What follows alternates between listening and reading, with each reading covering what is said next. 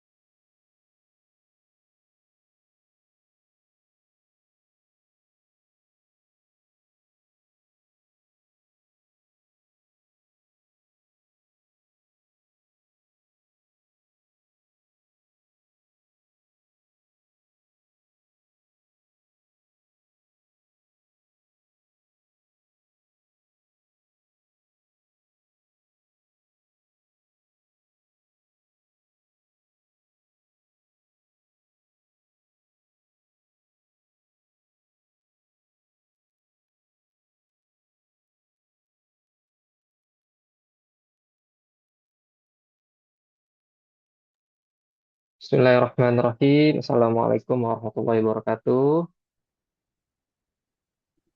Waalaikumsalam warahmatullahi Warahmatullahi wabarakatuh. wabarakatuh. Selamat malam, salam sejahtera buat kita semua. Om Swastiastu, Namo Buddhaya, salam kebajikan. Hari ini. Tabi pun, Ya pun, karena jangan lupa kita ada local wisdom tabi pun.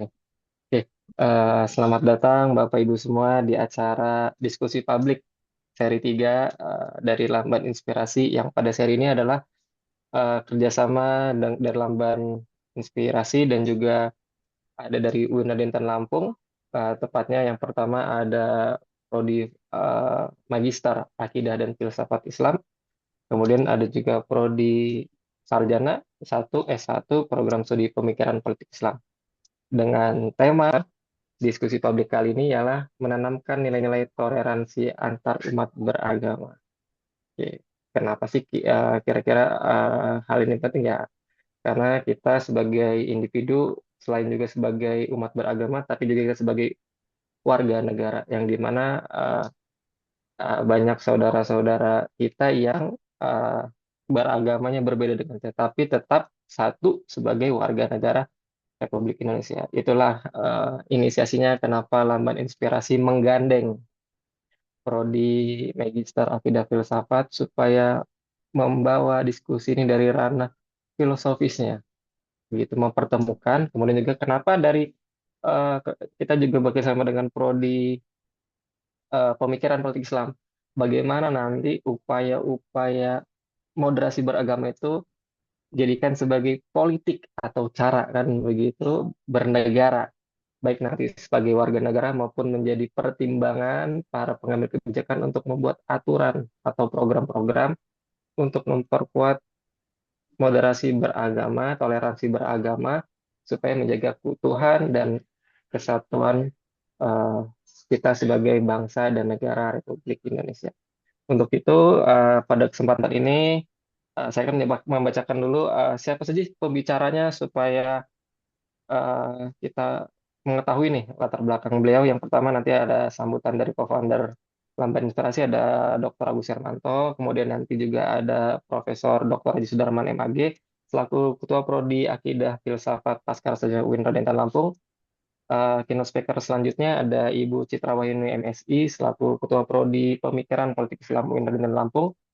Dan yang tak lupa, yang kita tunggu-tunggu ini, narasumbernya yang pertama ada dua. Yang pertama ada Bapak Ken Setiawan, pendiri NII Crisis Center, dan juga ada Romo Roy, Ketua Komisi Hak dan Kerawanan Keuskupan Tanjung Karang. Sedikit saya akan membacakan CV yang sangat singkat. Yang pertama dari selain tadi sudah dicepatkan bahwa Prof. Sudarman adalah Ketua Prodi Akidah Filsafat, Magister Akidah Filsafat, ada Ibu Citra, Ketua Prodi Pemikiran Atau Islam, ada pemateri, ada Bapak Ken Setiawan, lahir di Kebumen, alamat di Bandar Lampung, pendidikan Pondok Pesantren An-Nawawi Berjan Purworejo, organisasi, mantan aktivis NI, pendiri NI Crisis Center, penulis buku Tuhan Kita Sama, buku yang relevan untuk kita dalam tema ini. Kemudian Kepala Bidang Pemuda dan Pendidikan Forum Koordinasi Pencegahan Terorisme FKPT Provinsi Lampung. Narasumber yang kedua ialah Romo Filipus Suroyo dengan nama panggilannya Romo Roy. seorang imam di Ususan Keuskupan Tanjung Karang, lahir di Sidoarjo, Panji, Lampung Selatan, lulusan sarjana S1 Filsafat Sen Yohanes Rasul Sinaksak Pematang Siantar. Jadi ada korelasinya nih, alumnus filsafat ya. Kemudian menjadi imam di paroki Sen Yohanes Santo Yohanes Rasul Kedaton. Penggiat moderasi beragama dan literasi media anggota FKUB Provinsi Lampung. Jadi materi maupun keynote speaker-nya pada kesempatan kali ini sangat mumpuni di bidangnya. Tanpa panjang lebar, saya mohonkan kepada Bapak Dr. Agus Hermanto MHI selaku founder dari Lamban Inspirasi untuk memberikan sambutannya. Paling terhormat Bapak Dr. Agus Hermanto, saya persilakan kurang lebih waktunya 3 sampai 5 menit. Monggo Pak Dr. Agus Hermanto. Baik, Assalamualaikum warahmatullahi wabarakatuh. Waalaikumsalam warahmatullahi wabarakatuh. Salam, Iya, salam Waalaikumsalam. sejahtera Selamat. kita semua. Habibun. Habibun, Ya pun. Ya pun.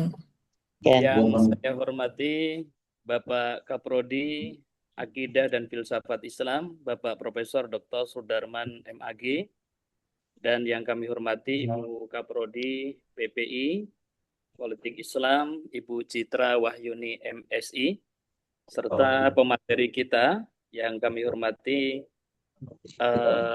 Mas Ken Setiawan, pendiri NNI Crisis Center, dan Romo Roy, Ketua Komisi Hak dan Kerawan Keuskupan Tanjung Karang, dan yang kami hormati Bapak Dr. Ahmad Fauzan MHI.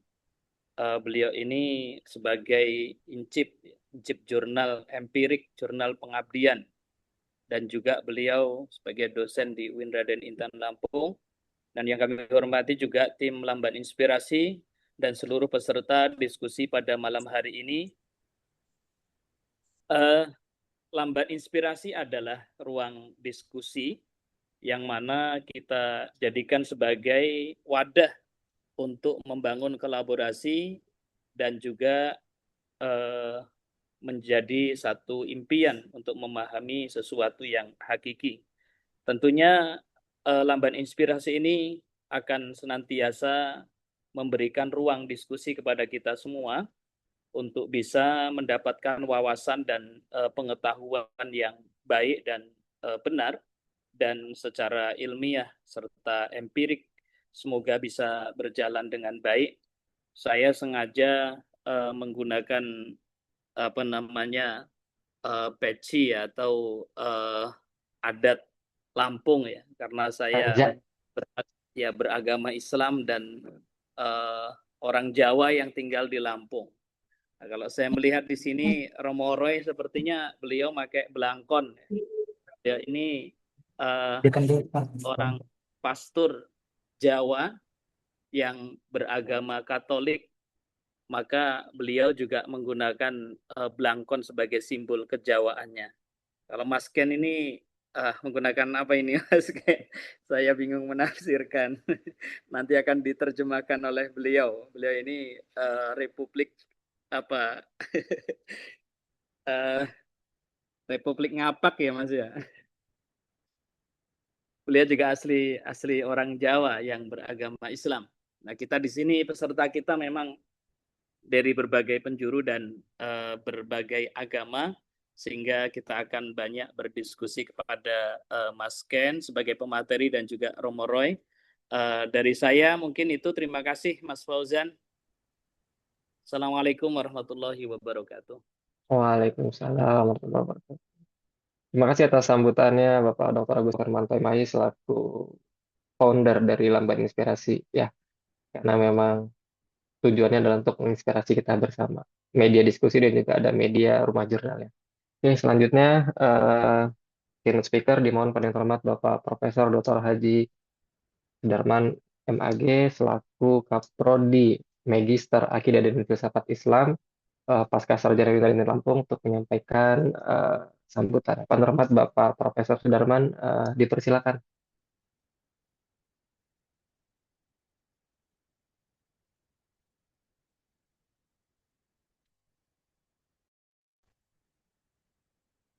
Sudah masuk belum, Mas?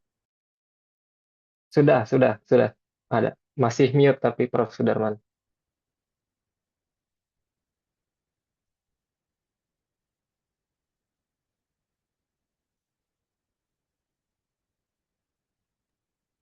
Assalamualaikum Pak Fauzan. Monggo, waalaikumsalam warahmatullahi wabarakatuh. Monggo, Prof. Langsung. Langsung, Prof.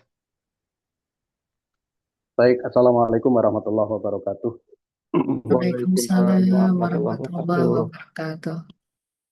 Alhamdulillah wa syukurillah la haula wa la quwata illa billah. Selamat malam, salam sejahtera buat kita semua. Tapi pun Ya yang pun. yang sama-sama kita hormati, kita muliakan dan kita banggakan para narasumber kita pada malam hari ini. Ada Romo Filipus Suroyo yang lebih beken dikenal dengan Romo Roy. Sudahkah bergabung di forum ini? Sudah, Wah, Prof. sudah. Siap, Prof. Selamat malam, Romo. Sehat selalu. Wah, ini ketemunya di udara ini. Ya, weh, keren malam hari ini pakai surjan dan pakai belangkon. Ngerti itu saya bawa belangkon juga. Kemudian ada Pak Dr. Ahmad Fauzan, dosen UIN Raden Intan Lampung. Ada juga Mas Ken Setiawan, teman saya di berbagai tempat, sering ketemu juga. Mas Ken sudah bergabung di ruangan ini? Sudah, Prof. Sudah, Prof. Selamat malam, Mas Ken. Sehat selalu, tambah berkah. Kemudian Ibu Citra Lestari, MSI, Pak Dr. Agus Hermanto, MHI, dan seluruh partisipan pada malam hari ini. Saya merasa senang, bersyukur kepada Tuhan, dan bergembira sekali bisa join bergabung di forum yang luar biasa ini, di rumah inspirasi yang dimiliki oleh UIN Raden Intan Lampung, tetapi sesungguhnya milik kita bersama, milik tokoh-tokoh di Provinsi Lampung, milik semua orang di Provinsi Lampung yang menginginkan toleransi, perdamaian, dan hidup bersama secara rukun. Pada malam hari ini kita akan membincangkan tema yang sangat penting yang sudah kita tentukan berkaitan dengan toleransi, di mana tema ini hari-hari ini menjadi penting bagi kita, terutama di Provinsi Lampung dan Indonesia pada umumnya. Tetapi terlebih dahulu izinkan saya menyampaikan ucapan terima kasih, apresiasi, dan penghargaan kepada teman-teman penggiat rumah inspirasi dari UIN Raden Intan Lampung. Ada Pak Ahmad Fauzan, ada Pak Agus Hermanto, dan teman-teman yang tidak mungkin saya sebut satu persatu.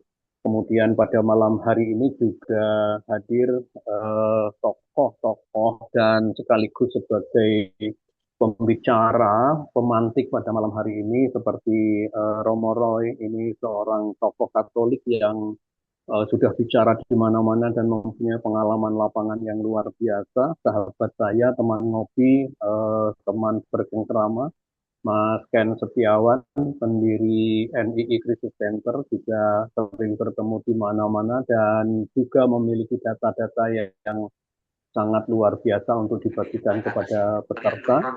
Tentu Bu Citra, Pak Agus Hermanto, dan Pak Ahmad Fauzan juga memiliki bahan-bahan yang luar biasa pada malam hari ini. Semuanya saya sampaikan terima kasih. Kemudian kepada seluruh partisipan, seluruh peserta yang saya lihat pada malam hari ini jumlahnya 111 orang dengan saya. Tentu ini merupakan kebanggaan dan sesuatu yang berharga karena 111 orang ini kita anggap sebagai pionir-pionir, sebagai duta-duta perdamaian, sebagai orang-orang yang memiliki kepedulian terhadap moderasi beragama, toleransi, dan hidup bersama secara damai. Tentu di forum ini ada berbagai latar belakang, ada berbagai suku bangsa dan juga kepemulukan agama yang menginginkan Provinsi Lampung terutama sebagai sebuah provinsi yang ideal untuk didiami dan berbagai macam suku bangsa latar belakang dan kepemulukan agama itu hidup bersama-sama tanpa membeda-bedakan yang satu dengan yang lainnya untuk bisa bersama-sama membangun Provinsi Lampung ke depan yang lebih baik, maju, dan membanggakan. Sekali lagi saya sampaikan apresiasi kepada teman-teman pengelola forum ini dan kepada narasumber juga saya sampaikan ucapan terima kasih. Bapak dan Ibu yang saya muliakan, Provinsi Lampung hari ini dan Kota Bandar Lampung khususnya hari ini berkaitan dengan toleransi atau paling tidak indeks toleransi itu belum menggembirakan. Karena kalau kita lihat data terakhir tentang indeks toleransi atau indeks kerukunan di Indonesia, Kota Bandar Lampung dan Provinsi Lampung pada umumnya belum menempati tempat yang kita inginkan. Kita berharap teman-teman yang ada di forum ini dan semua kita di Provinsi Lampung bisa menggemakan hidup rukun, hidup damai, sehingga Provinsi Lampung ini masuk 5 besar menjadi percontohan provinsi paling toleran, provinsi paling rukun. Bandar Lampung menjadi kota paling toleran, paling rukun 5 besar. Dari situ kemudian kita bisa menggaungkan hidup bersama secara damai. Bahwa ada perbedaan itu pasti, karena bayi kembar saja pasti berbeda. Apalagi ini latar belakangnya berbeda, pendidikannya berbeda, pulaunya berbeda, asalnya berbeda, dan kepemelukan agamanya berbeda, pasti akan ada perbedaan. Tetapi dalam konteks hidup bersama-sama di negara Republik Indonesia, perbedaan-perbedaan perlu kita besar-besarkan, tetapi justru yang kita kembangkan adalah titik temu dan persamaan. Titik temu dan persamaan dalam pelbagai agama di Indonesia ini lebih banyak daripada perbedaannya. Oleh karena itu, perbedaan-perbedaan yang ada biarlah sebagai perbedaan, tetapi kita berjumpa dengan berbagai komunitas dengan persamaan dan titik temu itu, sehingga kita bisa hidup bersama-sama secara baik, secara damai, terhindar dari kekerasan, bisa mengeliminir munculnya terorisme, dan begitu seterusnya. Saya kira selain forum-forum seperti ini juga perlu digiatkan kegiatan-kegiatan yang lebih intensif, bagaimana kita membaca literatur secara bersama-sama, kita mengkaji sebuah persoalan secara bersama-sama, kita duduk bersama-sama untuk menciptakan sebuah karya secara bersama-sama. Besar sekali harapan saya pada Bapak dan Ibu, kita semua bisa menjadi duta-duta kerukunan, duta-duta perdamaian di Provinsi Lampung melalui kita 128 orang maksud saya pada malam hari ini. Provinsi Lampung akan berbicara tentang kerukunan dan perdamaian. Pak Fauzan, Pak Agus Hermanto, Bu Citra, Mas Ken, Romo Roy, saya berterima kasih. Mari kita berdiskusi dan mohon maaf sekiranya nanti ternyata saya tidak bisa lama karena saya sedang berada di Jakarta dan sedang ada giat juga yang harus saya ikuti. Saya sedapat mungkin akan mengikuti diskusi pada malam hari ini, tetapi sebagiannya nanti saya akan off cam dan kemudian nanti mungkin saja saya akan keluar lebih dahulu. Oleh karena itu, jika Bapak dan Ibu merasa tidak nyaman, sekali lagi saya mohon maaf yang sebesar-besarnya. Pak Agus, apakah saya membuka atau langsung saya tutup? Ya. Boleh dibuka, Pak Prof. Oh, buka. Baik, Bapak dan Ibu, bagi yang beragama Kristen, Katolik, Hindu, Buddha, atau Konghucu, saya bermohon untuk bisa menyesuaikan. Tetapi bagi yang beragama Islam, saya mengajak kepada seluruh partisipan dengan mengucapkan Bismillahirrahmanirrahim. Diskusi publik yang diselenggarakan oleh Lamban Inspirasi pada malam hari ini secara resmi dibuka. Terima kasih, selamat berdiskusi. Saya kembalikan kepada Pak Fauzan dan Pak Agus Hermanto. Untuk selebihnya izinkan saya off cam dan kemudian nanti pada saatnya sebentar lagi sekitar jam 20 saya mohon izin untuk live karena saya ada giat di Jakarta. Sehat selalu, makin berkah, makin kompak, Amin. makin toleran, dan insya Allah Provinsi Lampung ke depan menjadi provinsi terbaik dalam hal kerukunan dan perdamaian. Wassalamualaikum warahmatullahi wabarakatuh. Terima kasih, Waalaikumsalam Prof. warahmatullahi Assalamualaikum, Prof. wabarakatuh. Wabarakatuh. Terima kasih disampaikan pada Profesor Dr. Sudarman MAG yang telah membuka acara. Baru mulai acara Prof. Darman udah ngasih PR ke kita supaya jadi duta perdamaian. Luar biasa memang. Eh, karena ternyata PR-nya sangat PR berat buat kita semua. Indeks toleransi kita harus kita naikkan. Nah, itulah PR kita bersama. Oke, selanjutnya dimohon penuh hormat kepada Ibu Citra Wahyuni MSI selaku Kaprodi Pemikiran Politik Islam. Nah, tadi itu secara filosofis tuh Prof. Darman tuh ngomonginnya adem gitu. Saya catat tadi, kembangkan persamaan yang ada antara pemeluk umat. Itu filosofisnya. Nah, sekarang Ibu Citra ini gimana politiknya nih? Sudah filosofisnya, sekarang bagaimana berpolitiknya? Dimohon pada Ibu Citra Wahyuni untuk menyampaikan materinya lebih kurang 10 menit. Nanti saya akan bantu sharing dari sini. Monggo silakan Ibu Citra Wahyuni. Baik, terima kasih. Assalamualaikum warahmatullahi wabarakatuh. Waalaikumsalam. Salam, Ibu Waalaikumsalam Citra. warahmatullahi Salam wabarakatuh. sejahtera untuk semuanya. Terima kasih atas kesempatannya yang diberikan kepada saya untuk memberikan bukan materi ya, karena kalau materi sepertinya di sini lebih banyak yang expert Bapak-bapak sekalian. Sebelumnya saya sampaikan salam hormat saya kepada Bapak Dr. Agus Hermanto MHI selaku founder dari Lamban Inspirasi, juga Bapak Dr. Ahmad Fauzan selaku moderator. Kemudian juga tadi ada keynote speaker Bapak Profesor Dr. Haji Sudarman MAG, dan juga nanti ada narasumber Bapak Ken Setiawan serta Bapak Romoroy. Baik, izinkan saya untuk menyampaikan materi karena saya selaku atau mewakili dari dari program studi pemikiran politik Islam dalam hal ini sebagai Kaprodi, saya ingin menyampaikan materi mengenai demokrasi dan toleransi. Saat ini, demokrasi di masa depan tetap akan menjadi sistem politik yang dianggap terbaik dalam memandu perjalanan bangsa-bangsa dengan berbagai penyesuaiannya. Hal ini dikarenakan meskipun banyak kritik terhadap demokrasi, tetapi sampai saat ini belum ada sistem yang lebih mampu menjamin mengenai kebebasan individu, partisipasi rakyat, serta pergantian kekuasaan yang damai, juga perlindungan hak warga. Demokrasi di Indonesia akan terus hidup, walaupun pernah mengalami yang namanya demokrasi parlementer, terpimpin, orde baru yang otoriter, dan sekarang era reformasi. Semangat demokrasi akan tetap bertahan.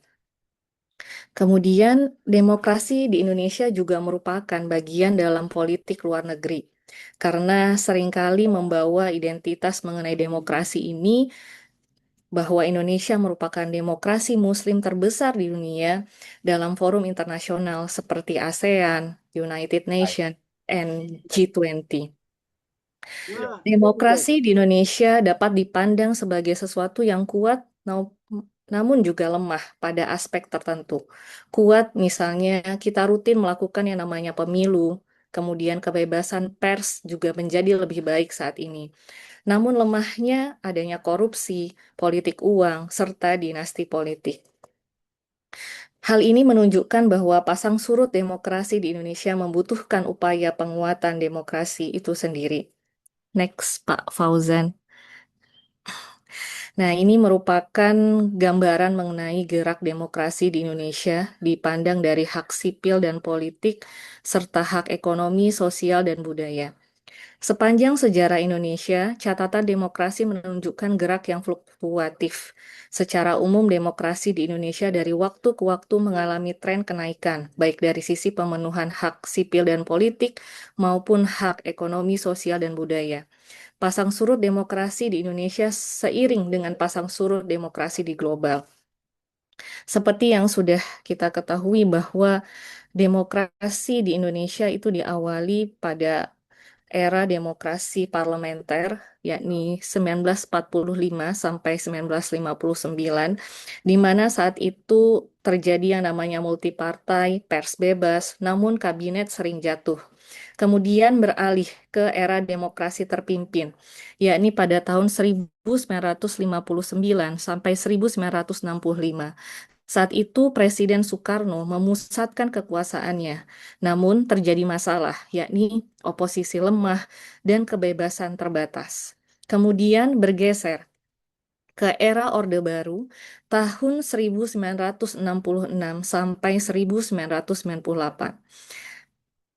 Soeharto membangun stabilitas tetapi otoriter, sehingga timbullah masalah pembatasan pers dan represi politik. Sedangkan terjadilah era reformasi dari tahun 1998 sampai sekarang, di mana demokrasi mengalami kemajuan, yakni pemilu langsung, desentralisasi, serta kebebasan sipil meningkat. Namun masalah yang timbul adalah oligarki, korupsi, serta politik identitas. Next, Pak. Berikut merupakan tantangan demokrasi di Indonesia. Saat ini terdapat 4 aspek yang menjadi tantangan demokrasi di Indonesia. Yang pertama adalah institusional, di mana politik berbiaya tinggi. Calon politik butuh dana besar, akibatnya korupsi dan balas jasa politik. Selanjutnya, penegakan hukum yang lemah. Komisi Pemberantasan Korupsi sering dinilai melemah dalam memberantas kasus-kasus korupsi di Indonesia. Kemudian, aspek agensi. Aktor politik mendukung demokrasi hanya setengah hati, yakni hanya mendukung ketika demokrasi memberikan keuntungan kepada mereka. Kemudian terjadilah adanya eksploitasi politik identitas, di mana agama, suku dipakai untuk mobilisasi. Contoh salah satunya adalah pemilihan Gubernur DKI Jakarta tahun 2017. Kemudian ada yang kooptasi media, yakni media saat ini dimiliki oleh elit-elit politik itu sendiri. Aspek struktural, terjadi yang namanya oligarki, di mana menggunakan teori Jeffrey Winters yang relevan di Indonesia, elit ekonomi saat ini mengontrol politik di Indonesia, sehingga terjadi ketimpangan ekonomi, di mana distribusi kekayaan tidak merata, serta korupsi yang merusak legitimasi negara. Aspek budaya, populisme yang berlebihan, pemimpin menawarkan solusi yang instan, kemudian terjadi yang namanya politik dinasti tanpa meritokrasi, di mana banyak kepala daerah berasal dari keluarga elit itu sendiri. Dan muncul juga yakni deviasi demokrasi. Kelompok yang anti demokrasi itu juga tumbuh. Next, Pak. Saya mengutip kutipan dari Charles Tilly bahwa demokrasi does not resemble an oil field or a garden, but a lake. Jadi demokrasi itu tidak serta-merta bisa kita anggap sebagai sumber daya yang otomatis, bukan sesuatu yang sekali dibangun, selesai, tetapi harus terus dijaga. Seperti danau, kualitasnya bisa memburuk, perlu perawatan yang terus-menerus. Next, Pak. Sehingga dari kutipan tersebut kita bisa mengambil suatu hal bahwa demokrasi needs coexistence, di mana masyarakat itu harus saling menghormati, terjadi yang namanya kebebasan beribadah, dan juga dialog antar iman, seperti yang kita lakukan saat ini. Dan juga menolak politik identitas serta menjaga persatuan. Singkatnya, ketika agama dipolitisasi, demokrasi terpolarisasi. Ketika toleransi dirawat, demokrasi menjadi kuat. Next, Pak. Sebelumnya. Oke. Di sini karena saya berperan sebagai Ketua Prodi Pemikiran Politik Islam, next Pak. Saya ingin mengenalkan bahwa di Fakultas Usuluddin dan Studi Agama itu ada Prodi Pemikiran Politik Islam. Prodinya mungkin dipandang kecil, tetapi prodi ini dibentuk berdasarkan keputusan Menteri Agama untuk menghidupkan keilmuan sosial humaniora dan kajian politik pada perguruan tinggi Islam. Pada prodi ini, kita mempelajari bagaimana Islam memandang kekuasaan, relasi agama dengan negara, serta mengelola masyarakat yang plural. Terakhir, dari saya, next Pak. Jika demokrasi membutuhkan koeksistens, maka program studi pemikiran politik Islam dapat menjadi ruang intelektual yang merawat koeksistens tersebut melalui nilai keadilan, musyawarah, dan rahmatan lil alamin. Terima kasih atas kesempatannya. Mudah-mudahan dengan materi yang saya sampaikan ini dapat membuka jalan diskusi yang lebih matang nantinya dengan para ahli yang lebih memiliki pengetahuan dan juga nilai-nilai serta pengalaman seperti Bapak Romo Roy dan juga Bapak Ken Setiawan. Saya akhiri wabillahi taufik wal hidayah. Wassalamualaikum warahmatullahi wabarakatuh. Waalaikumsalam warahmatullahi wabarakatuh. Terima kasih kepada Ibu Citra selaku Ketua Program Studi Pemikiran Politik Islam. Ada satu yang saya highlight di sini. Berbagai sistem demokrasi punya kelemahan, tapi toleransi relevan sepanjang zaman. Betul, Pak. Itu maksudnya. Mau belajarnya di mana? Belajarnya di PPI Winrio. Betul, Pak. Sekalian promo ini. Terima kasih. Jadi apa? Iyalah, ternyata bisa masuk ke situ toleransi ke sistem demokrasi supaya punya legal standing ya. Kalau orang syariah bilang orang punya kekuatan hukumnya nih, kita ini harus toleransi. Begitu. Terima kasih banyak Ibu Citra. Jangan kemana-mana, nanti mungkin ada yang bertanya, tapi nanti Bapak Ibu Saudara hadirin sekalian, pertanyaannya di ujung. Sama Siap. ada yang lagi di ujung adalah link absensi untuk sertifikat. Baik, Pak. Oke, selanjutnya sudah tidak sabar lagi sepertinya kita langsung ke persiapan langsung dari penyampaian narasumber terkait tema kita malam ini, menanamkan nilai-nilai toleransi antar umat beragama. Narasumber yang pertama ada Bapak Ken Setiawan, pendiri NI Crisis Center. Monggo untuk menyampaikan materinya, lebih kurang waktu 15 menit. Kepada Bapak Ken, dipersilakan. Izin suara saya aman ya? Aman Pak, aman. Bismillahirrahmanirrahim. Assalamualaikum warahmatullahi wabarakatuh. Waalaikumsalam warahmatullahi wabarakatuh. Warahmatullahi wabarakatuh. Selamat malam, salam sejahtera untuk kita semua. Selamat Salam, malam. Om Swastiastu, Namo Buddhaya, salam kebajikan. Rahayu, rahayu, rahayu. Salam Pancasila. Salam Pancasila.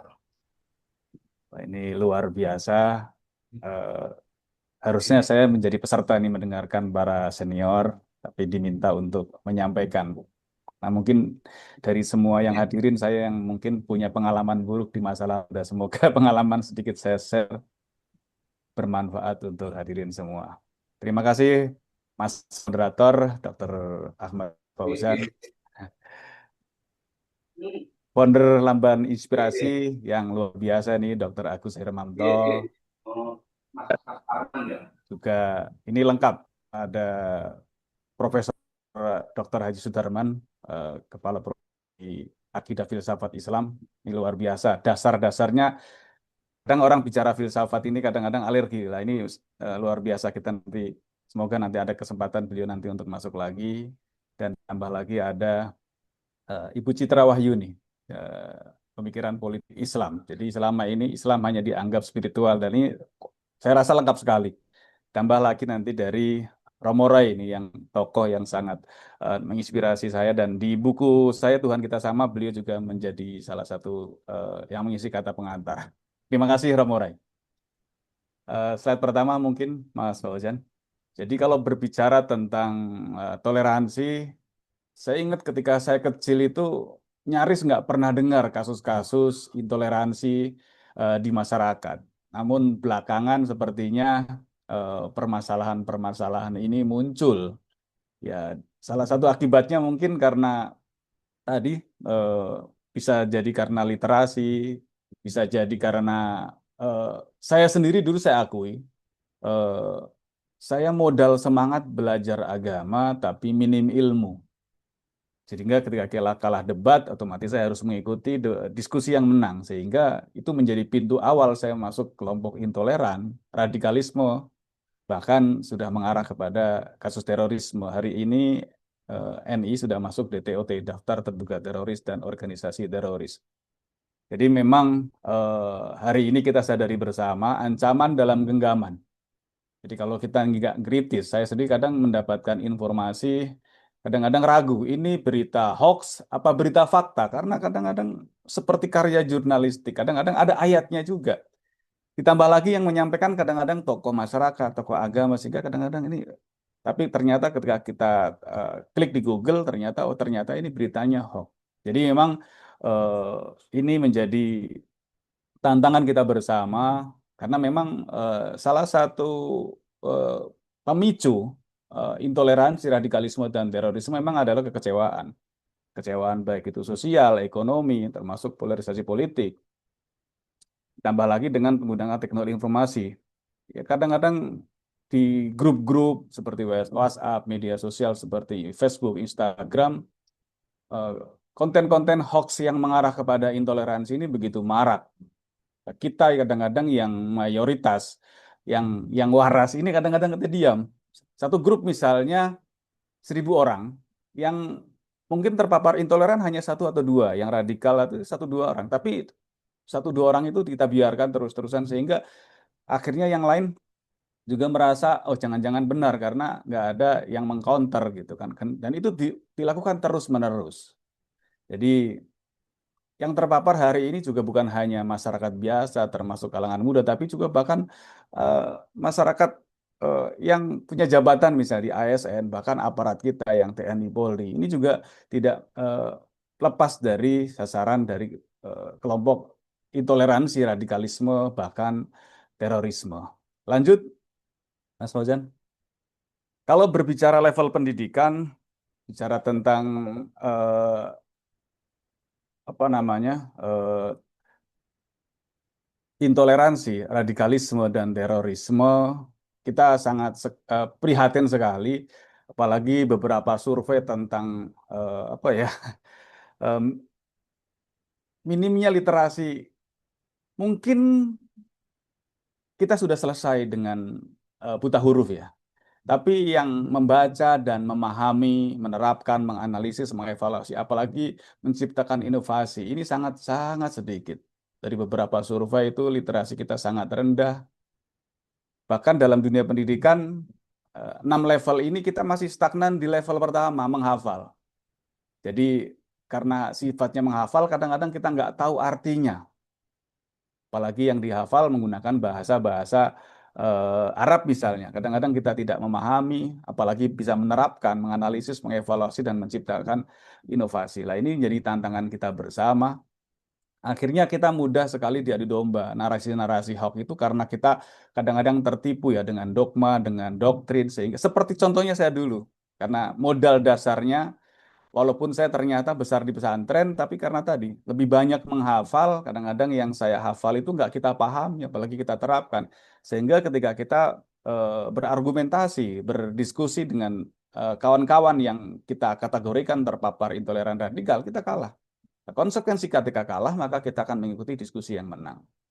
Lanjut, Mas Fauzan.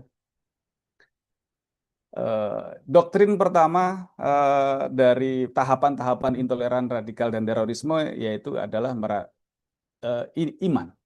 Iman itu dulu saya ketika sudah mengucap syahadat, bahkan ketika saya sudah di tahapan orang ketika sudah saya terpapar. Jadi ketika saya memusuhi orang yang berbeda itu saya anggap sudah iman sekali.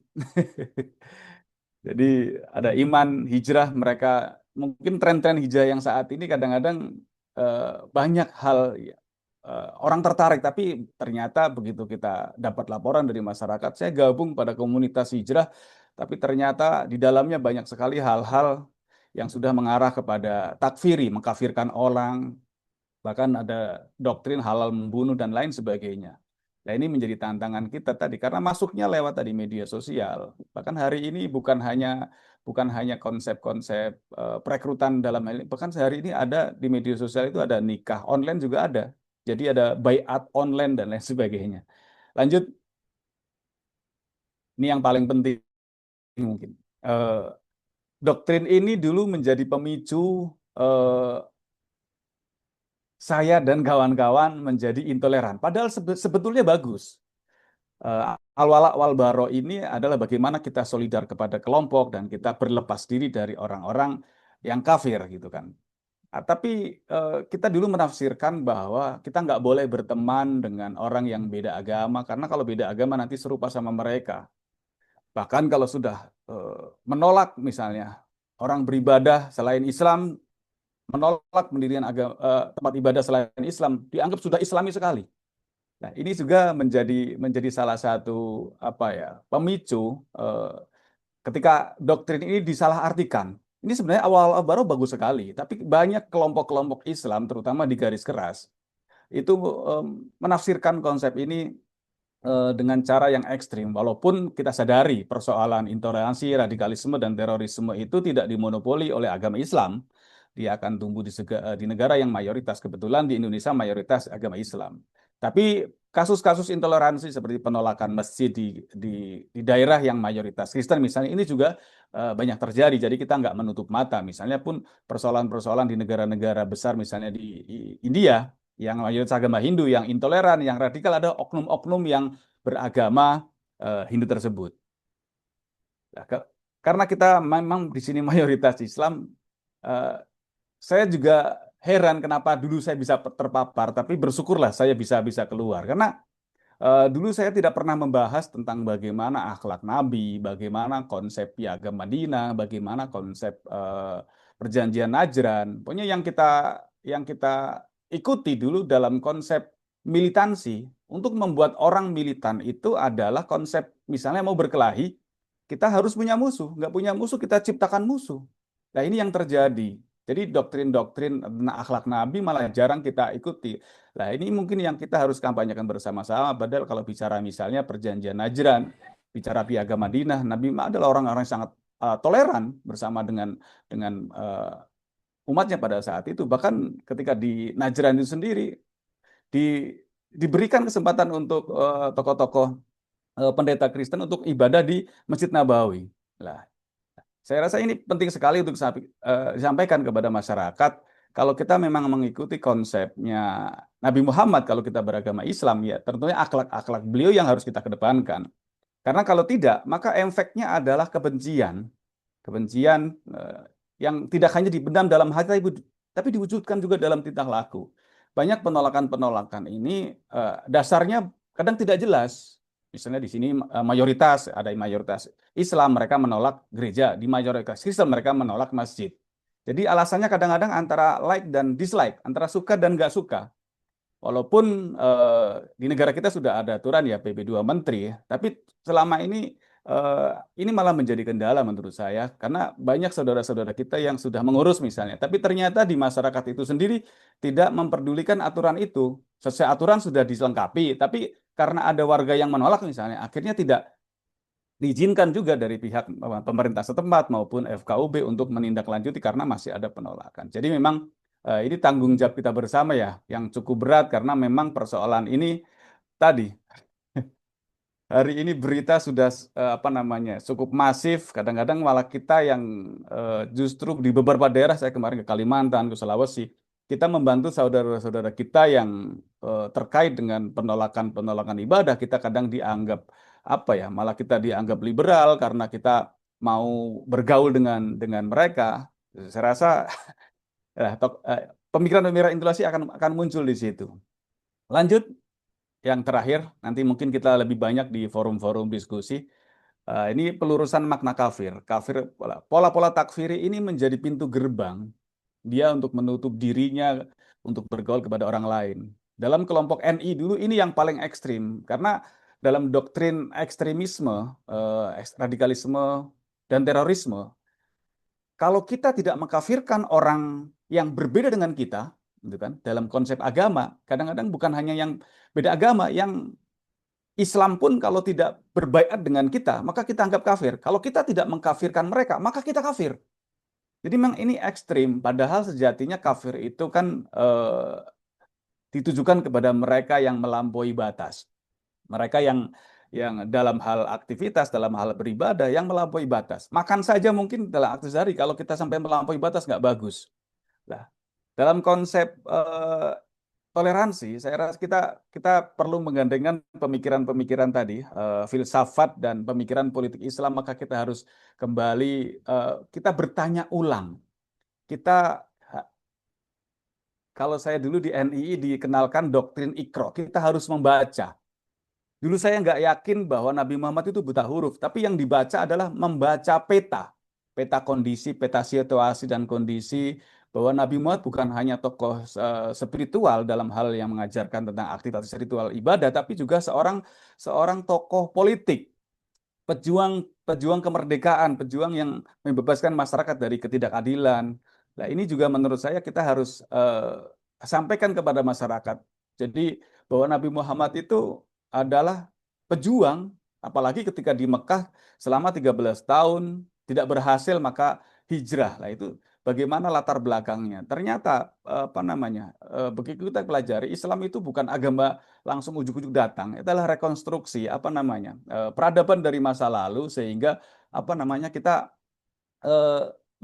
lebih bijaksana bahwa Islam bukan ajaran baru, tapi rekonstruksi dari ajaran Taurat, Injil. Bahkan kalau kita lebih jauh ke belakang, ada tulisan-tulisan dari teks Sumeria, termasuk dari peradaban-peradaban pada saat itu. Banyak hal yang nyambung ternyata. Nah, ini kita kadang-kadang karena fanatik berlebihan, pokoknya kita yang paling benar, yang lain semua, kita yang masuk surga, yang lain neraka semua, sehingga menutup diri untuk kita berdiskusi. Kata orang Jawa, kalau kita masih berpikiran sempit, kadang-kadang kita tulane kurang adoh, ngopi kurang kental. Nah, saya senang sekali ketika akhir-akhir ini banyak saudara-saudara kita dari umat Kristen, Katolik, Hindu, Konghucu, termasuk dari Buddha, sering duduk bersama. Karena ketika kita duduk bersama, ternyata seluruh persoalan apapun selesai. Lah, ini menjadi tantangan kita bersama ke depan. Paling tidak persoalan-persoalan intoleransi saya rasa kita bisa urai, sehingga kita bisa hidup rukun, aman dan damai, walaupun latar belakang kita berbeda-beda. Terakhir ini kontak saya, tadi Pak Dr. Agus Hermanto juga menyampaikan ada tulisan dari buku saya, nanti bisa silakan ping, nanti saya bagikan PDF-nya buku secara gratis, nanti bisa dikoreksi karena itu tulisan pertama dari seorang mantan radikalis, refleksi Tuhan, judulnya Tuhan kita sama, bukan agama kita sama ya. Jadi yang menciptakan 7 miliar lebih manusia itu adalah satu Tuhan, Tuhan yang sama, yang memberi rezeki kepada Nabi Muhammad, Abu Jahal, Nabi Musa, termasuk Fir'aun, itu adalah Tuhan yang sama. Bedanya kalau orang yang beriman itu bersyukur, kalau orang yang tidak beriman yang adalah kufur. Jadi bagaimana kita konsep dalam beragama, bagaimana kita menghadirkan, kalau dalam Islam ada Asmaul Husna, 99 Asmaul Husna itu kita hadirkan. Saya dulu kasih kita tantangan 2 saja, Rahman dan Rahim. Allah itu menyayangi dan mengasihi seluruh macam. Jadi kita sebagai ciptaannya, kita wajib untuk menyayangi dan mengasihi juga seluruh makhluk, bukan hanya manusia. Ya, jadi kalau kita tanamkan konsep itu, saya rasa kita bisa berdamai dengan diri dan orang lain. Konsep Pancasila bisa kita aplikasikan. Sila pertama, Tuhan kita satu, Tuhan kita sama, maka kita bonusnya sila kedua, bisa memanusiakan manusia. Manusiaan yang adil dan beradab, berakhlak, dan kita pasti akan dapat bonus sila ketiga. Kita bisa bersatu, persatuan Indonesia. Ada masalah disediakan sila keempat, dan saya rasa setiap manusia, setiap warga kalau memahami konsep ini, maka kita dapat bonus sila kelima, yaitu keadilan sosial bagi seluruh rakyat Indonesia. Demikian peperan awal dari saya. Bila ada salah, mohon maaf. Wassalamualaikum warahmatullahi wabarakatuh. Waalaikumsalam warahmatullahi wabarakatuh. Salam Pancasila. Salam Pancasila. Terima kasih Pak Ken. Ya, saya highlight dulu. Ternyata pantesan tangan saya ini kok sakit. Ternyata tangan saya menggenggam ancaman intoleransi ternyata. Jadi kenapa? Nggak taunya kata Pak Ken, tangan kita ini menggenggam ancaman. Nah berarti ancaman intoleransi itu kita yang mengatur. Ya kan kita punya cerita masing-masing. Pak Ken punya cerita bagaimana bersosialisasi dengan teman-teman yang berbeda agama, tapi tetap tujuannya untuk mewujudkan Pancasila. Ah, gitu. Bapak Ibu mungkin udah banyak yang pengen tanya, tapi nanti mohon bersabar karena pertanyaan kita jadikan satu sesi. Terakhir pemateri yang kita tunggu ada Romo Roy. Monggo kepada Romo Roy untuk menyampaikan materi pemantik diskusi kita selanjutnya. Monggo silakan Ya. Romo. Selamat malam para sahabat, para saudara, keluarga sekemanusiaan yang dikasih Tuhan. Shalom. Tabi pun. Ya pun. Ya, ini salam yang hangat untuk kita di Lampung, salam yang mempersatukan. Terima kasih. Pertama saya ucapkan kepada para duta-duta toleransi, duta-duta kerukunan yang tetap terus berjuang untuk menggelurakan dan bahkan menyuarakan bahwa toleransi yang garda terdepan untuk terbangunnya kerukunan, perdamaian, kesatuan, kemudian kesejukan, ketenangan, dan harmoni di tengah keberagaman, itu patut untuk tetap terus kita perjuangkan dan tidak boleh di antara kita pun absen. Saya ini sehari ini sebenarnya sudah cuti 2 bulan. Ya. Sebagai Romo yang sudah 26 tahun, itu biasanya dapat cuti 1 tahun, tapi saya ambil hanya 2 bulan. Sebenarnya hari ini cuti, tapi kata Prof, suhu saya, Prof, yang mungkin tidak asing lagi, itu Bahrudin, nggak ada yang namanya cuti untuk kerukunan. Seperti napas, tidak akan pernah berhenti untuk bernapas. Maka dalam momen yang penuh rahmat ini, sekali lagi saya mengucapkan terima kasih atas para sahabat yang menggagas lahirnya Lambat Inspirasi, sehingga ruang-ruang publik, ruang-ruang dialog ke depan itu bisa tetap terus diperjuangkan, dilakukan, dan terlebih untuk rekan-rekan yang sangat aktif, untuk Mas Ahmad, Mas sahabat saya juga Mas Agus, Mas Ken Setiawan, sahabat saya ngopi juga, Ibu Citra Wahyuni, dan juga para sahabat semua. Saya langsung saja, saya lebih banyak melihat itu dalam perspektif pengalaman, termasuk juga dalam realitas kehidupan yang saya alami, termasuk juga karena saya orang Jawa yang Katolik, maka itu tidak bisa dipisahkan. Ya. Saya ini adalah Romo Roy, Jawa Katolik, ya, Indonesia Pancasilais, gitu.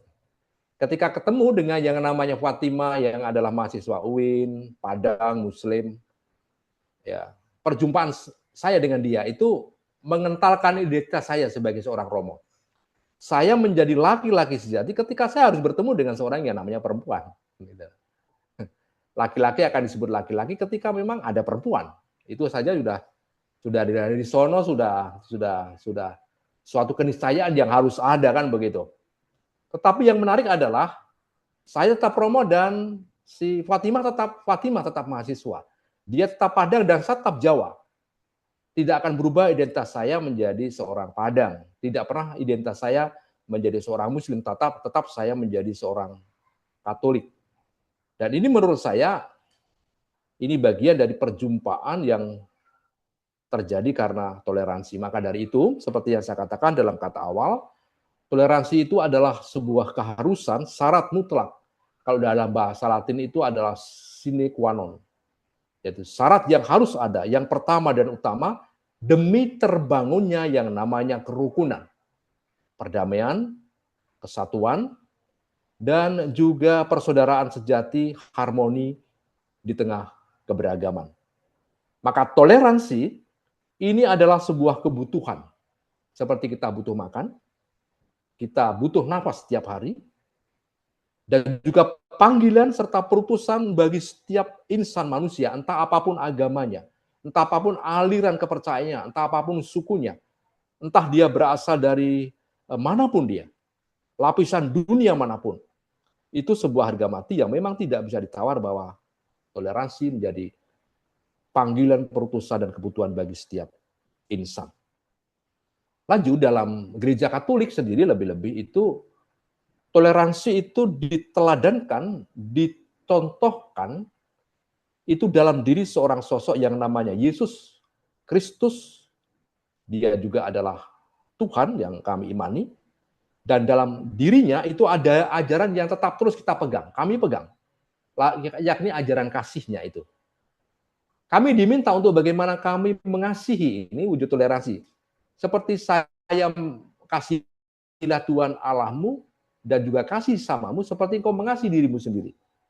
Ya, maka ketika kita menciderai orang lain berarti kita menciderai diri sendiri. Ketika kita membuat wajah orang lain tercoreng-moreng berarti kita mendegradasikan, mencoreng-moreng wajah atau gambar Tuhan sendiri. Jadi ini yang tetap terus kami hayati, kami imani, dan kami perjuangkan. Maka bagaimana mengubah wajah yang tadinya memar menjadi pulih kembali. Toleransi yang tercabik-cabik harus tetap terus disembuhkan, dipulihkan kembali. Supaya hakikat harkat martabat manusia itu tetap kembali seperti semula. Lalu juga ajaran Tuhan kami juga mengajarkan ya berbuatlah baik kepada orang yang menganiaya kamu, dan juga kadang kita diminta untuk meminta berkat. Udah menjahati kita ya, tapi kita tetap harus berbuat baik kepada mereka, mendoakan mereka, minta berkat. Ini juga salah satu wujud toleransi. Ya, toleransi itu juga bukan berarti hanya sekedar menghormati, menghargai, tapi bagaimana kita juga memberikan ruang, atmosfer yang kondusif sehingga orang bisa mengaktualisasikan, bisa kembali kepada titik jalan yang adil dan benar. Itu menurut saya penting bagi kami. Lalu juga dalam Nostra Aetate, di sebuah dokumen Konsili Vatikan kedua, di sana dikatakan juga bahwa gereja Katolik itu tidak menolak sesuatu yang baik, yang suci, yang mulia, yang luhur di dalam agama-agama lain. Termasuk juga satu di antaranya agama juga Islam yang terbesar di dunia ini. Ya. Lalu landasan yang lain itu karena memang Paus Fransiskus juga mengajak kepada kita agar membudayakan budaya perjumpaan, ya, lewat ngopi pai mungkin gitu ya kalau dalam bahasa di Lampung, ya, bercengkrama, berjumpa, kongko-kongko, komunikasi, dialog kemanusiaan dan sebagainya, yang intinya adalah untuk merekatkan, menumbuhkan tali persaudaraan yang semakin dalam dan hangat. Laju yang selanjutnya, dasar yang lain karena martabat manusia itu punya nilai dalam dirinya sendiri yang tidak bisa diganggu oleh siapapun. Ya, itu manusia punya nilai di dalam dirinya sendiri. Maka tidak akan ada siapapun yang boleh merobek atau merusak. Lalu yang saya alami begini, Mas Ahmad. Sejak kecil rupa-rupanya saya sudah dipersiapkan karena lingkungan saya Muslim.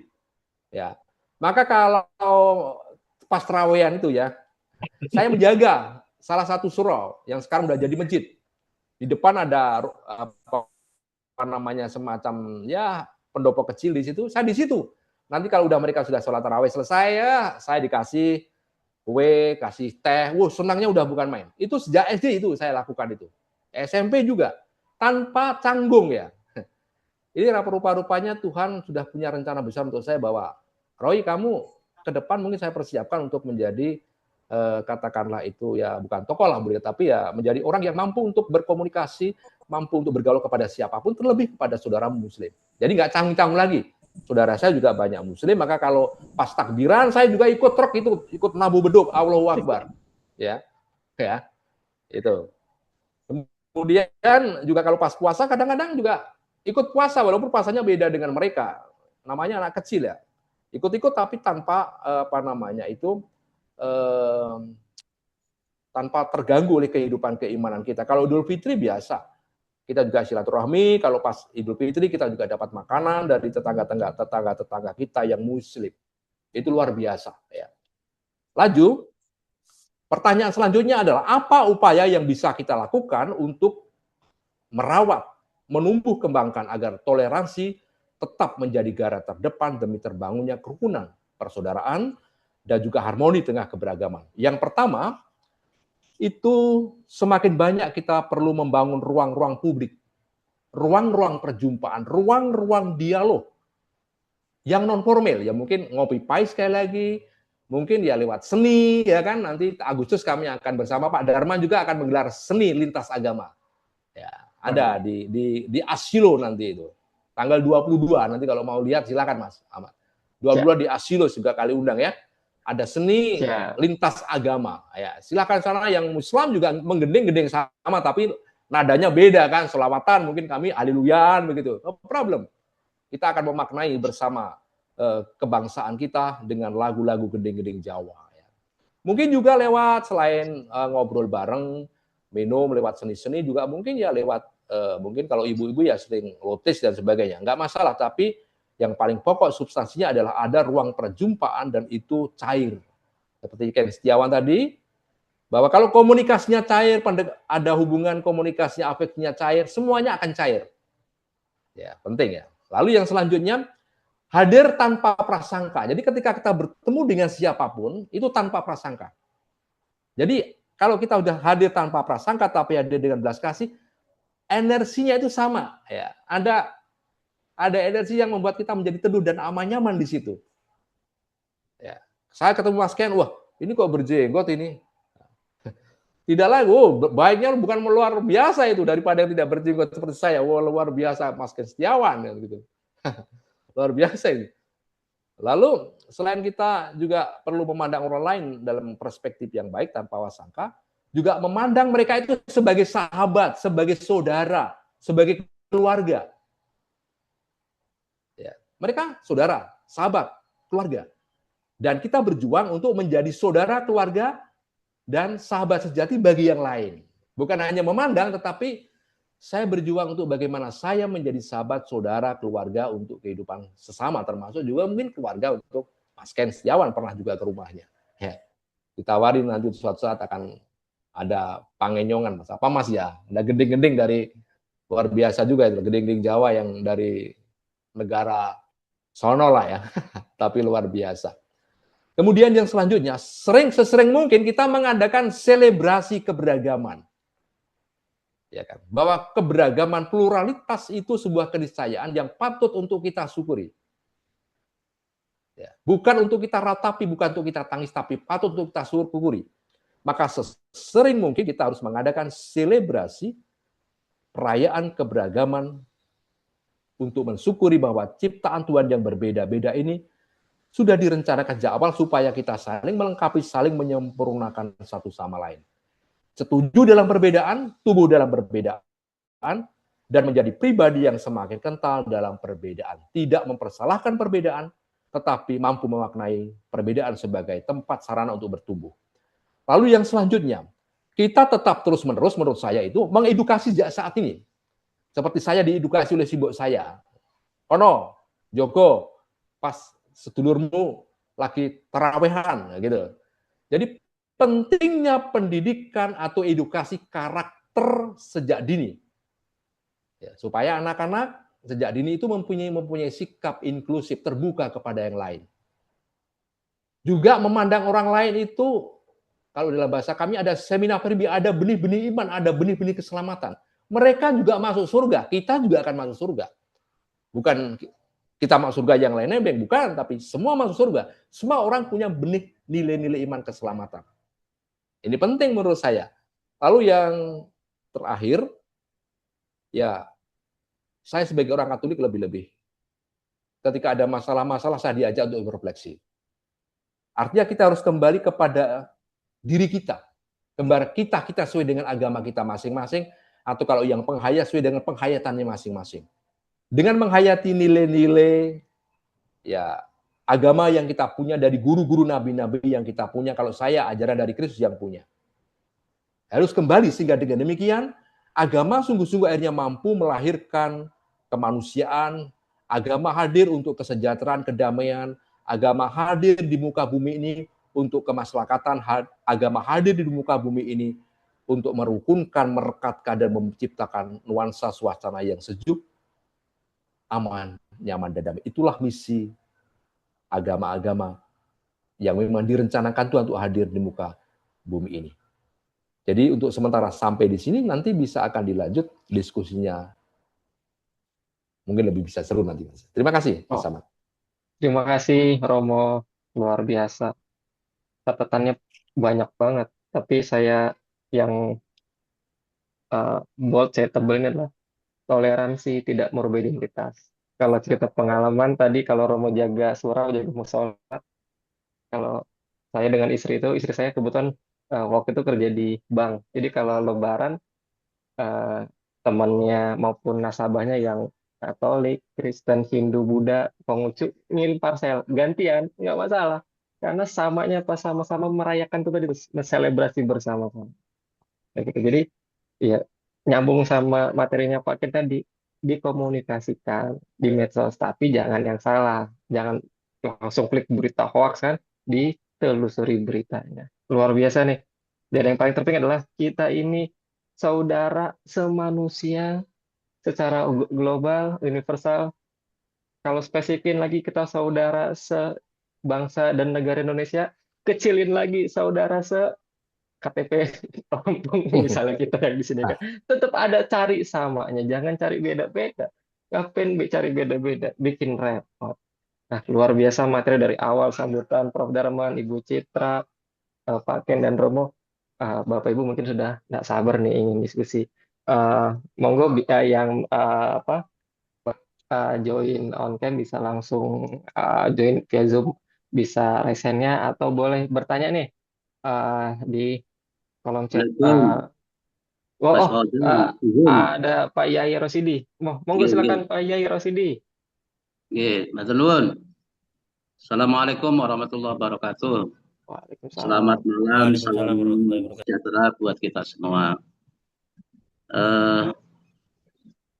Pada Mas Fauzan, saya ucapkan terima kasih juga kepada para narasumber, khusus pada Romo Roy. Selamat malam Romo Roy. Sudah lama sekali ini tidak pernah ketemu. Dulu waktu saya mau membuat disertasi tentang Gus Dur itu pernah eh, salah satu narasumbernya adalah Romo Roy itu. Nah, saya wawancarai. Dan sampai hari ini saya lihat Romo ini belum berubah. Masih energik, semangat. Itu ya. Padahal itu tahun 2015, 2014. Udah 12 tahun yang lalu. Selamat malam Romo. Sehat selalu ya. Amin, amin, amin. Ini. Ada pernyataan beliau yang sampai hari ini masih terngiang-ngiang di telinga saya, tentang yang ada hubungannya dengan tokoh Gus Dur, dan juga kita pahami bahwa Gus Dur adalah salah satu tokoh toleransi di Indonesia. Kata Romo waktu itu yang saya kutip dalam disertasi saya itu, bahwa Gus Dur itu adalah sangat Kristiani. Gus Dur itu sangat Kristiani dalam pandangan beliau itu. Nah, itu artinya bahwa dengan terjemahannya bahwa dengan melaksanakan ajaran Islam yang benar, yang kafah, yang sumul, yang lengkap, itu kemudian akan menjadikan seseorang itu menjadi sangat toleran dan menghargai berbagai keyakinan dan agama yang dimiliki oleh orang lain. Kira-kira begitulah intinya. Dan itu ada pada diri Gus Dur. Menyimpan dari narasumber dari Pak Prof. Darman, kemudian Mas Ken, Mbak Citra, dan terakhir Romo Roy. Saya ingin sedikit membuat semacam ya ikhtisar gitu ya, bahwa intoleransi itu sampai kapanpun menurut saya itu akan tetap ada. Sikap intoleransi itu sampai kapanpun akan tetap ada. Hal ini dikarenakan oleh beberapa faktor. Yang pertama adalah tadi menurut Mbak Citra itu, menurut Mas Ken, masyarakat kita ini masih minim dalam hal literasi. Ya, jadi literasi dalam mempelajari agama kita itu hanya tahu kulit-kulitnya saja. tidak membaca banyak literasi, banyak buku, apalagi buku-buku yang bersumber dari ulama-ulama atau tokoh-tokoh yang memang otoritatif. Nah, kita itu kebanyakan ya hanya tahu dari sisi-sisi luarnya saja, sehingga yang terjadi adalah kedanggalan dalam memahami agama. Itu sebabnya maka orang itu kemudian sangat mudah untuk dipengaruhi oleh opini-opini yang banyak masuk di telinganya atau di depannya melalui media sosial. Sehingga tidak ada nalar kritis untuk mengkaji lebih mendalam apa itu benar, apa tidak. Itu yang pertama. Kemudian yang kedua terkait dengan pendapat dari Mbak Citra itu, bahwa saya setuju bahwa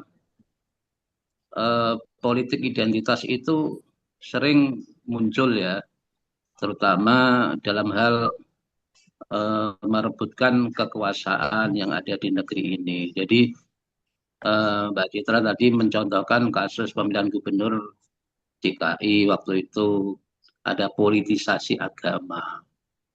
Ya kan, kita juga tahu kemudian ada fatwa haram mensolati orang yang mendukung Ahok misalnya. Itu kan namanya politisasi agama.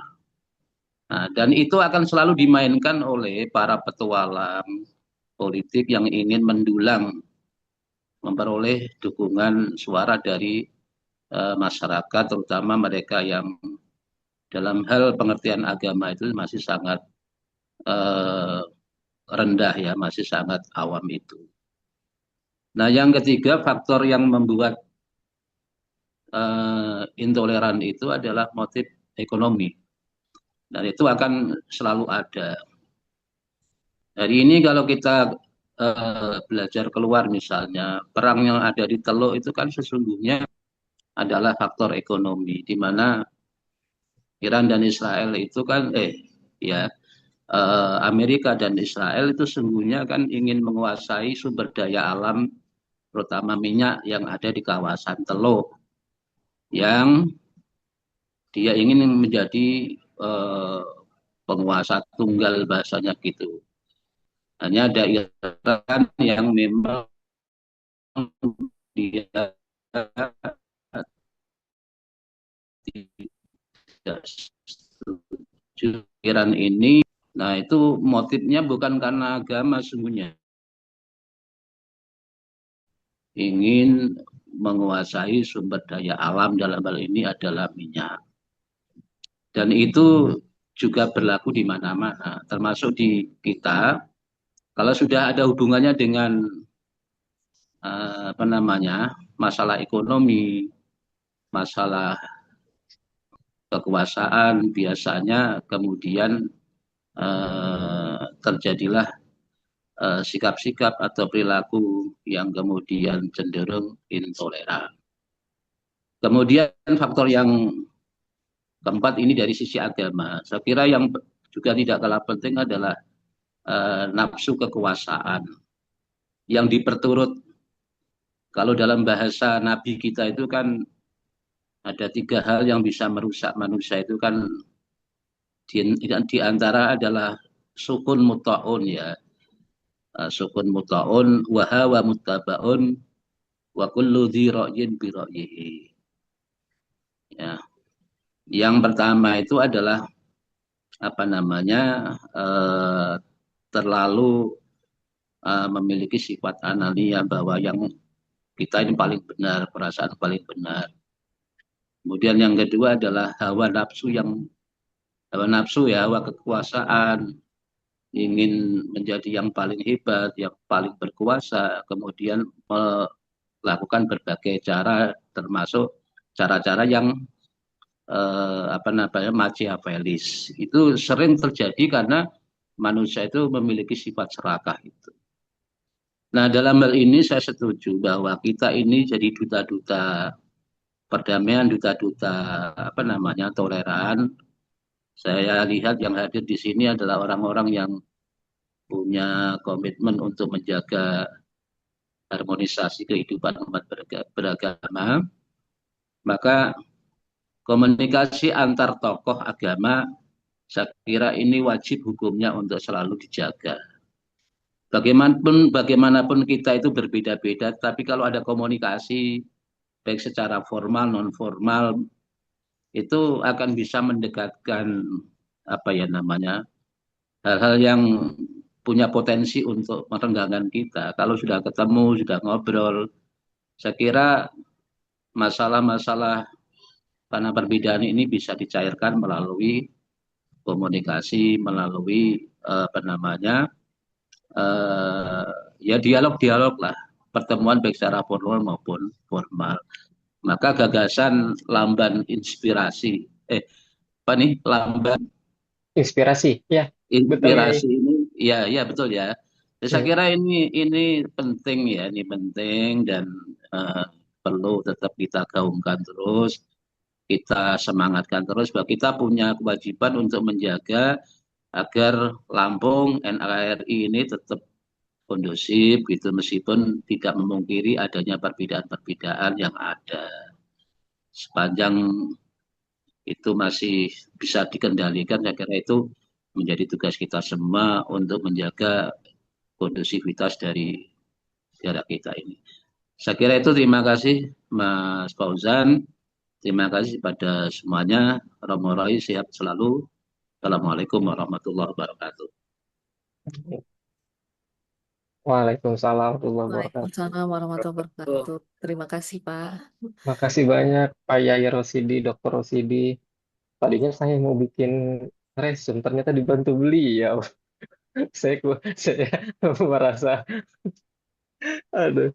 Jadi intinya banyak itu tadi di awal. Kita harus punya komitmen bersama bagaimana kita menumbuhkan kesadaran-kesadaran kebermanusiaan kita. Tadi kalau Romo bilang martabat manusia, ya kan, untuk hidup toleran. Oke, terima kasih banyak Pak Yai Rosidi. Selanjutnya, monggo silakan Bapak Ibu yang lain, dipersilakan.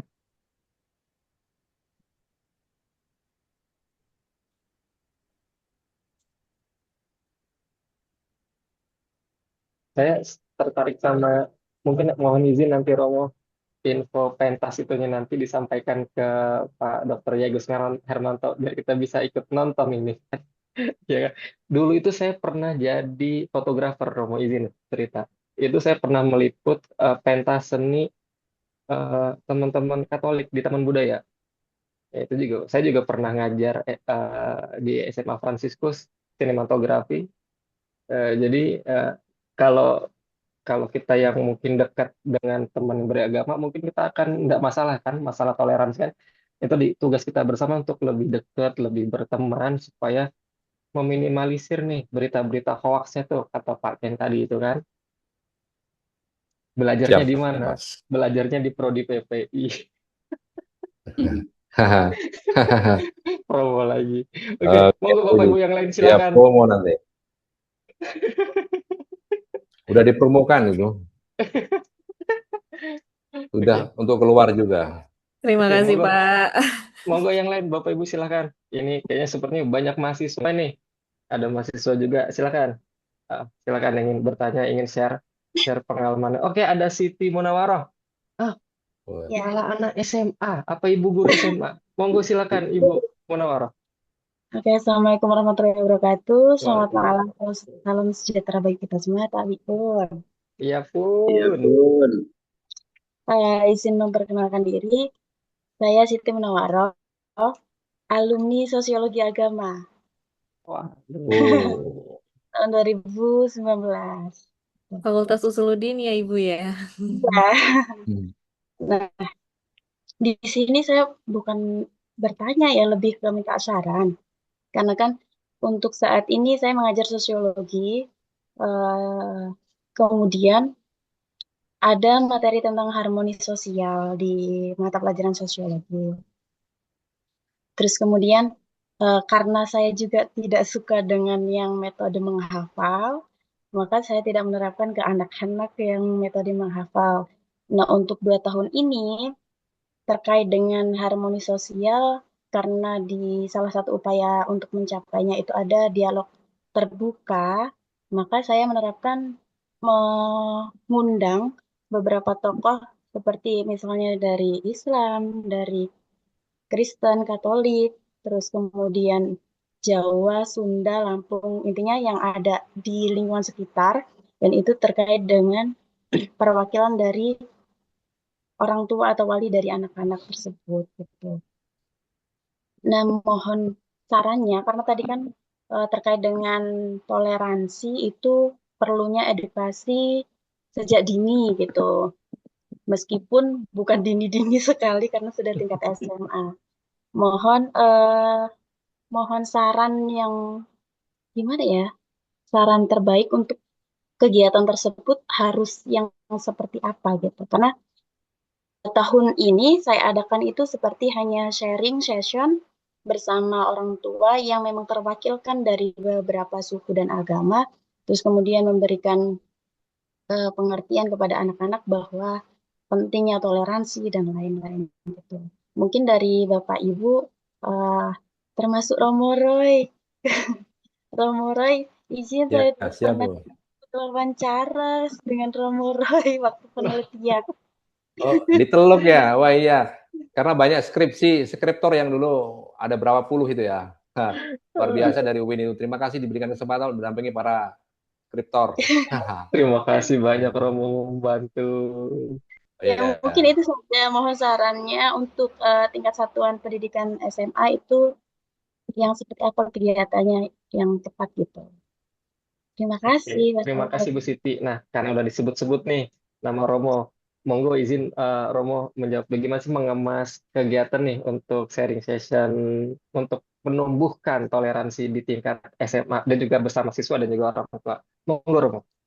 Iya. Kalau saya pribadi itu mengalami di berbagai macam tempat, di sekolah-sekolah juga, itu karena sekarang kan lagi digalakkan tentang karakter building, pembentukan karakter. Dan salah satu materinya sebenarnya adalah bagaimana supaya anak-anak itu juga memiliki rasa perasaan simpati dan juga empati kepada orang yang berbeda dengan dirinya.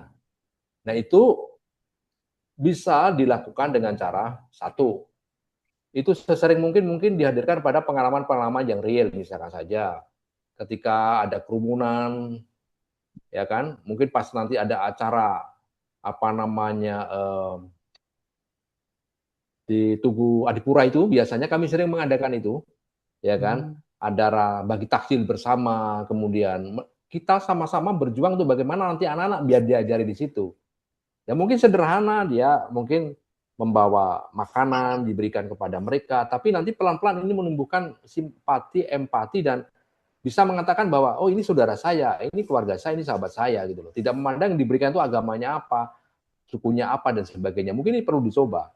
Kemudian anak-anak juga saya harap juga mungkin sering dibawa ke komunitas-komunitas yang di situ campuran gitu, atau mungkin komunitas-komunitas yang berbeda. Misalkan saja oh di komunitas para suster. Nah, dia mungkin tahu, oh, karena dosen UIN banyak sering kesusteran itu, termasuk Pak Sudarman di sana kan, tanya itu suster itu apa, mengapa tidak menikah dan sebagainya. Oh rupanya ada juga di zaman modern ini gadis-gadis cantik, gadis-gadis belia itu tidak menikah juga. Mungkin anak-anak juga diajari, oh tahu rupanya suster itu tidak menikah, biku itu tidak menikah dan sebagainya. Jadi oh pelan-pelan oh bisa mengerti dia. Tidak langsung mungkin kalau nggak diajarin mungkin nanti ke depan itu melangkai kodrat kan begitu. Jadi nanti pelan-pelan bisa ya. Kemudian yang selanjutnya itu lewat game-game juga bisa Mbak Bu Siti, bisa lewat game-game permainan yang sifatnya bagaimana untuk mengentalkan, bagaimana merekatkan, merajut perbedaan-perbedaan itu seperti mosaik yang membuat hidup ini menjadi lebih indah, punya warna, punya nilai. Seperti pelangi juga, kalau hidup ini hanya satu warna itu tidak indah. Dan kita anak-anak diajari untuk bahwa mencipta pelangi bersama. Untuk bisa pelangi bersama harus keluar dari zona nyaman dia, harus panas-panasan dan sebagainya. Harus kadang-kadang harus basah-basahan, kadang-kadang harus rela berbau-bau juga gitu. Itu saja menurut saya Mas Ahmad. Ibu Siti. Sangat Ya, sederhana sih sebenarnya pengalaman-pengalaman itu. Langsung diajak praktik intinya ya, Ya, begitu Bang. bukan teori kalau banyak orang pinter sekarang, tapi hanya pada level intelektual, tapi ketika pada takar praktis, apalagi generasi Gen Z ini agak lumayan ini.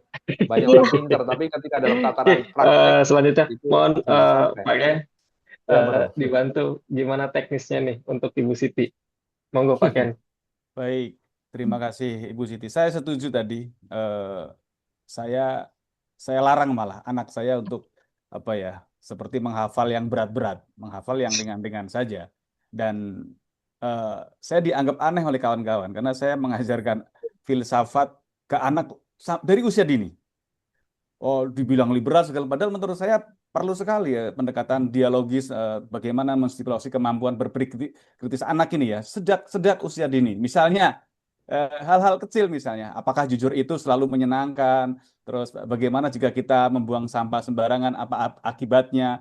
Bahkan termasuk teori-teori fisika itu yang anak-anak masih masih TK saya ajarkan. Kenapa kira-kira air ini bisa menjadi panas? Kenapa bola ini bisa menggelinding? Nah, hal-hal kecil ini menurut saya penting supaya ketika dia besar, dia akan bertanya, oh sesuatu pasti ada sebabnya. Jadi ketika menerima berita hoax, itu juga tidak mudah. Dan dari usia 4 tahun, anak saya sudah, 4 SD, 4 yang besar itu, yang saya kursusin coding. Coding, dan alhamdulillah sekarang sudah ada sekitar 20 karya gamenya yang di Android. Kemarin malah dikasih kesempatan untuk kelas 1 SD memaparkan di hadapan gubernur kemarin, Pak Gubernur, termasuk seluruh kepala dinas dan bupati wali kota seprovinsi Lampung untuk memaparkan. Karena salah satu gamenya itu memang saya yang membuat materinya, dia yang membuat codingnya. Jadi tentang 5 falsafah hidup Lampung. Dan ternyata hal kecil ini banyak orang nggak tahu, termasuk Bapak Kepala Dinas, Wali Kota, itu nggak tahu 5 falsafah hidup Lampung. Padahal kita tinggal di Lampung, misalnya seperti PL Pesenggiri, bagaimana konsep harga diri dan moralitas, bagaimana tentang nemu nyimah, ramah tamah dan murah hatinya orang Lampung, baik banget orang Lampung. Sakai sembahyang tentang gotong royong, bagaimana tentang tengah nyapur, bagaimana apa namanya konsep bergaulnya orang Lampung yang toleran. Terus yang terakhir tentang bejuluk badek ya, tentang bagaimana apa ya identitas atau apa ya semacam gelar adat bagi orang-orang yang ada di Lampung yang punya kapasitas untuk apa ya prestasi yang ada di sini. Jadi ternyata kearifan lokal ketika kita masukkan ke dalam game gitu. Namanya kalau di Android mungkin bisa dicek, namanya Jelajah Lampung. Itu bisa di PC, bisa di Android, termasuk di apa namanya di Apple juga. Jadi bermain sambil belajar. Dan ternyata malah ini dijadikan materi ajar di sekolah, beberapa SD, karena dianggap ini mengenalkan budaya Lampung. Di situ ada pariwisata, ada kesenian, ada berbagai macam, termasuk yang ada 15 kabupaten kota, potensi-potensi yang ada di sana. Lah, kita memperkenalkan bahwa game itu tidak semuanya negatif. Memang kadang beberapa anak ketika bermain itu kadang dipanggil nggak dengar dan segala macam. Tapi ketika kita paparkan, bahkan kemarin anak saya yang pertama itu dapat ini apa namanya apresiasi sebagai developer game termuda dengan karya terbanyak. Makanya saya bilang ayah itu dulu nggak ngerti yang beginian. Kamu besar nanti tantangannya banyak. Ya, yang penting kamu jadi diri sendiri. Jadi saya sebagai orang menyiram terus memukul, dan saya rasa ini cukup efektif. Kenapa? Kalau kita tanamkan doktrin dan dogma, nanti kan akan menjadi menjadi robot. Pokoknya yang kita ikuti harus seperti A, B, C, D. Padahal syarat utama kita dalam bermasyarakat, terutama dalam beragama, kita adalah bagaimana kita berakal. Konsep besar adalah kita berpikir. Setelah kita berpikir,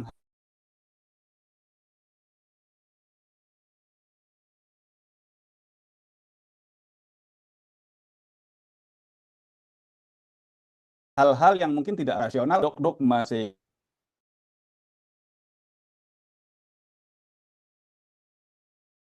Enggak, pulat. Oke, makasih Pak. Berarti nanti Bu Siti ngechat buat ke pengajarnya luar biasa sekali, saling terkonek terhubung. Nah itu tadi karena mungkin kita ini sama-sama duta toleran, saling terkonek kita. Bapak Ibu izin, di kolom chat sudah ada link absensi untuk sertifikat, jadi biar bisa dipakai untuk laporan, bisa dipakai untuk tanda bukti nih kita itu sudah memiliki pemahaman konsep tentang toleransi. Nah, ini dah sertifikatnya. Jadi kalau dia ngomongin orang, kamu kamu ke agama sana, kamu membela dia, kamu sesat. Enggak, kami adalah duta toleran. Ini sertifikatnya. Diskusi dari Rahman, inspirasi. Monggo Bapak Ibu silakan diisi link untuk absensi. Nambahkan boleh Mas Fauzan. Ya, siap Pak Yai Rosidi. Oke, matur nuwun. Connect dengan apa yang dikatakan oleh Romo Roy dan Mas Ken ya. Dan juga menyambung apa yang disampaikan oleh Mbak Nur tadi ya. Mbak siapa tadi? Mbak Bu Siti. Guru tadi. Mbak Siti. Mbak Siti ya. Apa yang dilakukan oleh Mbak Siti itu sebenarnya adalah pendidikan multikultural dan itu penting bagi kita. Jadi sejak dini memang perlu anak-anak itu dididik dengan metode itu multikultural itu. Ya, apalagi kalau misalnya dalam satu kelas itu terdiri dari banyak suku, ada Jawa, ada Sunda, ada Lampung, ada Batak, ada mungkin Betawi, itu lebih bagus itu. Itu adalah lapangan atau laboratorium praktis untuk mendidik anak-anak kita supaya saling menghargai, saling menghormati hak-hak kultural sebagai warga negara. Ya, bisa jadi kan agama beda, sukunya beda, kebudayaannya beda. Nah, kalau kemudian lebih difokuskan ya pada bentuk sosialisasi dalam bentuk permainan lebih bagus lagi. Itulah namanya praktek pendidikan multikultural. Dan untuk nanti dewasanya bagus juga kalau tadi misalnya kita punya perumahan ya, milih perumahan itu yang di situ ada Hindu, ada Buddha, ada Kristen. Kayak di lingkungan saya ini, satu rumah dari rumah saya itu adalah pendeta. Ya kita baik-baik saja, saling menghormati. Ya, kemudian dari suku kita juga beda-beda. Yang penting tadi, kita sudah mempunyai dasar-dasar bahwa menghormati keyakinan dan kebudayaan orang lain itu bagian dari menjalankan agama kita yang kalau kita Muslim ya lakum dinukum waliyatin itu, dan kalau kita sebagai warga negara ya sebagai orang yang dilindungi untuk memiliki kebebasan dalam beragama sebagaimana Undang-Undang Dasar kita itu pasal 29 ayat 1 dan 2 itu ya. Nah, apa yang dilakukan oleh Bu Siti itu saya kira kok bagus menurut saya. Jadi itu bisa dikembangkan, apalagi tadi tambah oleh Mas Ken, kalau bisa ada permainan-permainan itu lebih mengedukasi para murid untuk lebih paham, oh inilah artinya keberagaman itu. Karena memang saya juga cocok itu, kalau misalnya depan rumah itu hanya ada warna satu, bunga kok warnanya cuma merah semua kan tidak enak dipandang. Jadi taman itu menjadi indah ketika ada macam-macam, ada kuning, ada putih, ada merah gitu ya. Itulah menjadi harmoni yang saya kira sangat indah dan sangat menyenangkan. Itu sesuai dengan konteks Indonesia yang plural itu. Kalau masing-masing dilihat dengan kacamata, kalau ulama itu bi'ainur rahmah, dengan mata kasih sayang yang menjadi indah. Tapi kalau dilihat dengan mata kebencian, ya filsafat formism itu lawan saya, itu musuh saya, itu beda agama, itu musuh saya, ya itu musuh kita semua.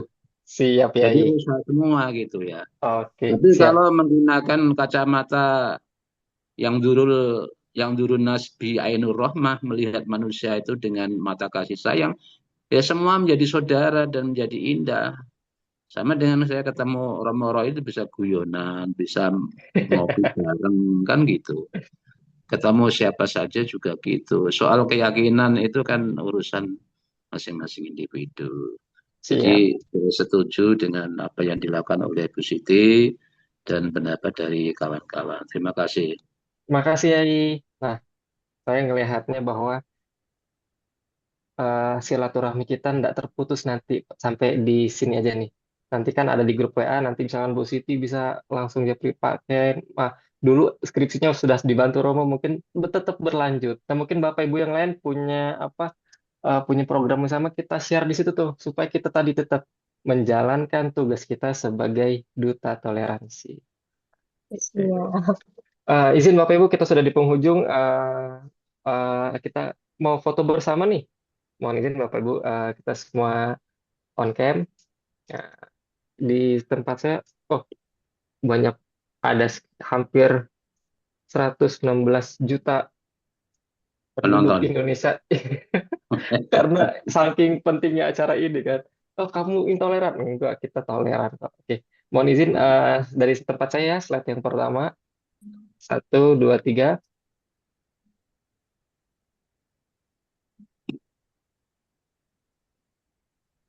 Oke. Kemudian slide yang kedua.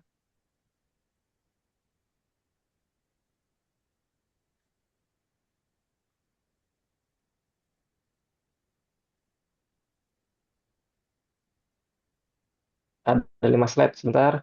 Slide yang ketiga.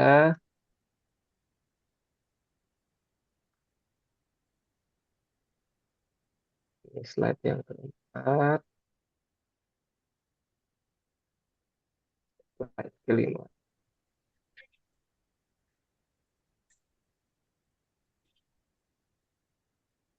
Oke, terima kasih Bapak Ibu. Luar biasa sekali materinya, sangat mencerahkan dan juga mengingatkan kepada kita bahwa jati diri kita adalah jati diri kemanusiaan yang harus